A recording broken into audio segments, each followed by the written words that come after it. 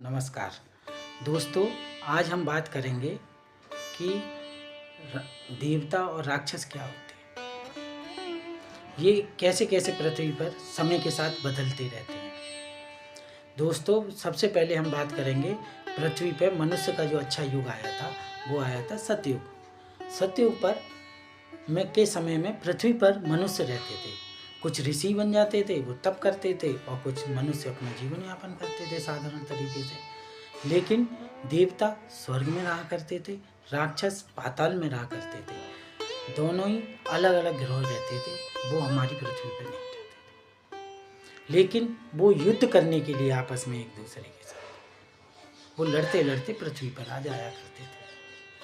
उनका लड़ने का स्थान पृथ्वी ही था। समुद्र मंथन हुआ, वो कहाँ हुआ? पृथ्वी पर हुआ। कितनी भी लड़ाइयाँ हुई, देवता स्वर्ग से आए, राक्षस पाताल से आए, और इनमें युद्ध होता था।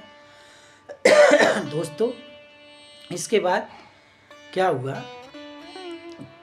त्रेता युग आया। त्रेता युग में राम ने जन्म लिया। राम के जन्म के समय देवता और राक्षस दोनों मनुष्य रूप में इस पृथ्वी पर ही रहते थे, लेकिन कुछ दूरियों पर रहा करते थे। जैसे राम यहाँ भारत में रहते थे, और रावण श्रीलंका में। तो मनुष्य का रूप धारण करके त्रेता युग में राक्षस और देवता रहने लगे, लेकिन दूरी दूरी पर रहने लगे और आपस में युद्ध लड़ते रहे पृथ्वी पर। उसके बाद आया द्वापर युग। द्वापर युग में भगवान श्री कृष्ण ने जन्म लिया। अब देवता कहाँ रहते थे और राक्षस कहाँ रहते थे? एक ही परिवार में, एक ही स्थान पर, चचा ताऊओं के रूप में देवता मनुष्य के रूप में जन्म लेते थे। पांडु के पुत्र हुए पांचों, वो अलग अलग देवताओं की देन थी। अलग अलग देवताओं ने मनुष्य रूप धारण किया था और युद्ध लड़ा था। ऐसी राक्षस मनुष्य रूप में आए और लड़े और एक ही परिवार में जन्म लिया। तो दोस्तों, सतयुग भी निकल गया। अलग अलग ग्रहों पर रहते थे देवी देवता, लड़ने यहाँ आते थे। और क्या हुआ दोस्तों? सतयुग में के बाद कलयुग, और सतयुग के बाद त्रेता युग में थोड़ी दूरी पर पृथ्वी पर रहने लगे मनुष्य जन्म लेके। इसके बाद द्वितीय युग में क्या हुआ?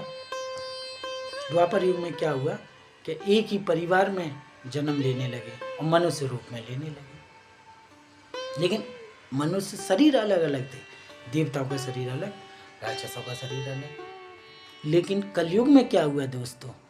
कलयुग में नई विचित्र कहानी हुई। एक ही शरीर में दोनों रहने लगे, राक्षस भी और देवता भी। विडंबना यहाँ हो गई। अब पहचानना मुश्किल है कौन राक्षस है कौन देवता है। अरे, जो अच्छे कर्म करता था पहले त्रेता युग में कृष्ण के समय में, और देवताओं का पुत्र होता था, उसका शरीर अलग होता था। जो बुरे कर्म करता था लेकिन मनुष्य शरीर होता था, वो अलग होता था। वहाँ तक भी पहचान हो जाया करती थी। लेकिन समस्या कलयुग में आके खड़ी हो गई दोस्तों। राक्षस भी हम हैं और देवता भी हम हैं। 9 दुर्गे चल रहे थे, लोग तपस्या कर रहे थे, देवी को पूज रहे थे, कन्याओं को भोजन कर रहे थे। क्या उनका मन कभी भी किसी स्त्री को या कन्या को देख के नहीं हिला ना? क्योंकि राक्षस भी अंदर ही है। वो तुम्हें अच्छे कर्म करते तब भी वो अपना असर दिखा देता है राक्षस। देवता अच्छे कर्म करते हैं, राक्षस बुरे कर्म करता है, दोनों मिलके कर रहे हैं एक ही शरीर में। अब इससे मुक्ति पाना बड़ा कठिन काम है। पहले तो 2 लोग थे, 2 शरीर थे, अलग अलग दिखते थे। अब तो एक ही शरीर में दोनों हैं। इसी का नाम कलयुग है दोस्तों। और इन दोनों का सारथी जो है, बुरी आत्मा और अच्छी आत्मा जो एक ही शरीर में रह रही है, देवता और राक्षस, इनका सारथी, दोनों को मिलाने वाला मन है।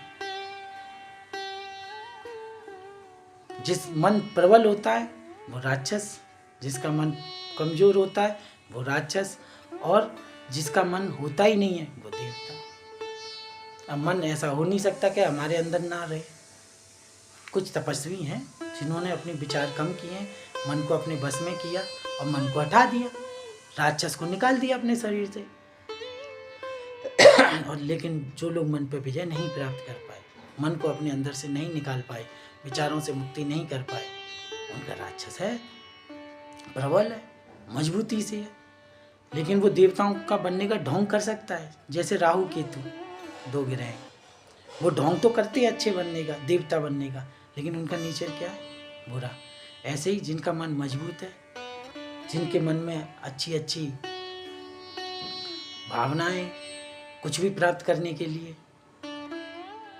वो जिसका मन मजबूत है वो फेल है। यही सच्चाई है दोस्तों। मन के साथ जो जिया वो राक्षस रहा, और जो मन से मुक्त और पार हो गया वो देवता हो गया। शरीर एक ही है, और कलयुग में एक से मुक्ति पाने के लिए केवल तरीका यही है। मन को खत्म कर दोगे तो इस शरीर में देवता का निवास हो जाएगा, और मन प्रबल हो जाएगा तो इस शरीर पर राक्षस का निवास हो जाएगा। सोचना अब आपको है दोस्तों। ठीक है दोस्तों, मन के ऊपर तो हम बहुत बात कर चुके हैं, और देखना भी आप बहुत सारे वीडियो हैं। मन को ख़त्म करो, दोस्त बनाकर, प्यार से, दबा के नहीं। ठीक है दोस्तों।